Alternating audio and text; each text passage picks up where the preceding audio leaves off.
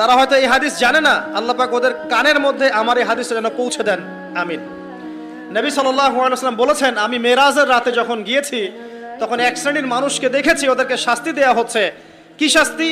জাহান্নামীদের রক্ত এবং পুঁজ ওদেরকে খেতে দেয়া হচ্ছে। জিবরাইল আলাইহিস সালামকে জিজ্ঞাসা করা হলো যে এরা কারা? তিনি বললেন, এরা আপনার উম্মতের সেই সব ব্যক্তি যারা মাদকদ্রব্য সেবন করত।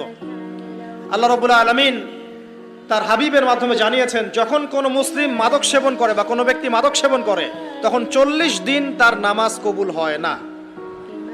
এরপর যদি সে তওবা করে তাহলে আল্লাহ পাক তার তওবা কবুল করবেন ইনশাআল্লাহ। যদি সে আবারও মাদক খায় তওবা করার পর, আবার 40 দিন তার নামাজ কবুল হবে না। যদি সে আবার তওবা করে আল্লাহ পাক আবার তাকে মাফ করে দিবেন। যদি সে আবারও মাদক খায় আবার 40 দিন তার নামাজ কবুল হবে না। তারপর যদি আবার তওবা করে আবার আল্লাহ তাকে মাফ করে দিবেন। এরপরেও যদি সে আবার মাদকদ্রব্য সেবন করে, নবী সাল্লাল্লাহু আলাইহি ওয়াসাল্লাম বলছেন তাকে আল্লাহ রাব্বুল আলামিন পরকালে মৃত্যুর পরে তিনাতুল খাবাল পান করাবেন। তিনাতুল খাবাল। জিজ্ঞাসা করা হলো, ইয়া রাসূলুল্লাহ, তিনাতুল খাবাল কি জিনিস?